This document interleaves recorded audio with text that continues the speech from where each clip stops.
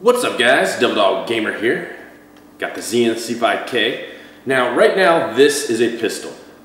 I just put in for my Form 1 to turn this into an SBR, short barrel rifle. Because without a stock it is a pistol, and that's how they sell them. That's how they get away with selling them pretty quickly to the mass. And those who want to convert it into a rifle have to go through the process of Form 1. Now I'm going to show off kind of what I'm doing to it. First we'll talk about the Form 1 process. First off, Form 1 process, the Form 1 is for me to build or convert an already existing platform into something different. Therefore, it is a pistol. I'm asking the ATF authorization to convert it into a short barrel rifle. It's a pretty easy system. I send in my trust, everything about this firearm, the barrel length of it, and the overall length of it when I'm done with it. Putting it into an SBR, and then a couple months later, after I pay my tax stamp, of course, because you gotta pay the government. A couple months later, I get the tax stamp, and then I'm good to go. Once I convert it, I have to go take it and get my gun trust, name, city, and all that stuff engraved on the gun, because now it is a new firearm. So these manufacturer stuff doesn't really matter, just the serial number and my gun trust info that ties it to being a short barrel rifle. Now, there's a few things I want to talk about with this. First off, right now, one thing you'll notice, no handguard. Quote me if I'm wrong, but I've been told multiple times that putting a grip onto a pistol creates a short barrel rifle and therefore is illegal. So that's why a lot of these don't ship, because you know the MP5K has that front grip handguard, like this. So this would be a short barrel rifle. That's why it doesn't come with it. Quote me if I'm wrong, but I'm pretty sure, I'm almost 99.9% positive. So this is the front grip for it. It's quick, easy, little push pin. I'm not gonna put it on, I'm just gonna show you how easy this is. Wow, I can't do it now. Literally the stupidest, easiest thing ever. I say that as I fucking can't get it undone.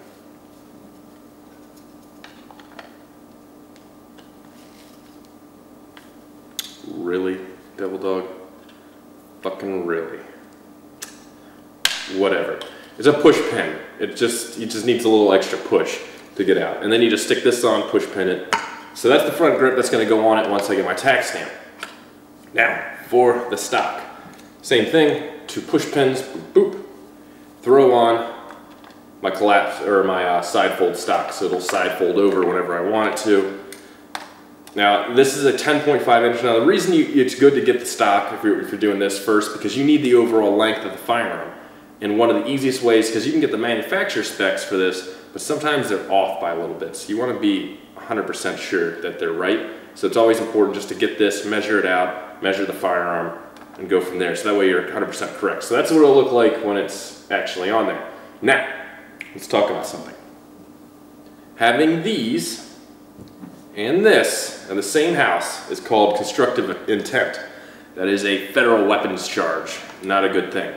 If the ATF decided that they wanted to be dickbags right now, they could come raid my house, find all of these under the same roof, and say this guy was about to build a short barrel rifle without any sort of ATF approval going through the NFA process, and throw me in prison. That is why after this video, these two things are going to a separate house until I get my Form 1 approved and my tax stamp, and then therefore I build it.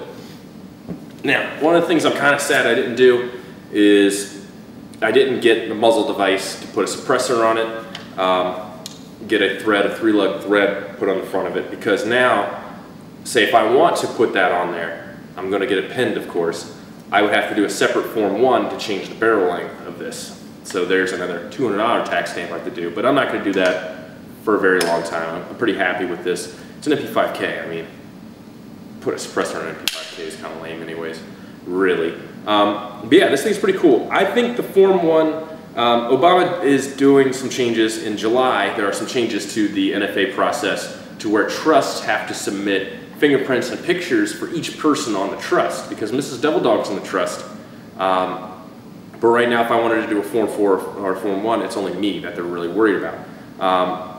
And even with my Form 1, I didn't have to submit fingerprints or a picture, which I find is kind of unsettling. But really, these types of things are never used in crimes, honestly. I mean, you have to go through hoops and And honestly, this will be the only registered firearm I own in reality. So I mean, these are highly controlled, highly hard to get. Not really hard to get, they're just very time consuming to get. So they're awfully not used in crimes. But I do agree with having to actually have, don't worry, I already cleared the firearm. I know a lot of you guys are like, oh, there's a magnet. I do agree with having to get fingerprints and pictures taken and notifying the law enforcement officer. Even though that's kind of the lame part, I'm okay with it. Fingerprints and pictures are kind of it should have been done in the first place. But yeah, NFA items are pretty cool.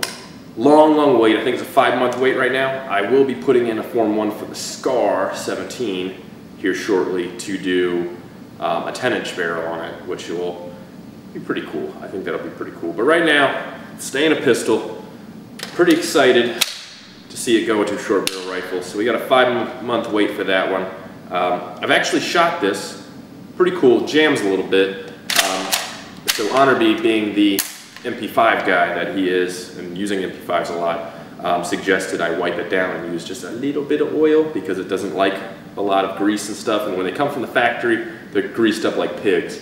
So hopefully that'll kind of fix it because it was stovepiping a lot. But so far I'm liking it. I'm liking it a lot. I'm going to put the rail attachment on it, probably put like a small little red dot, maybe like a T1 with a low mount on it. It'd be kind of cool. I'm definitely liking it. The Zenith, one of my unicorn guns. Next up's the MP5 eventually.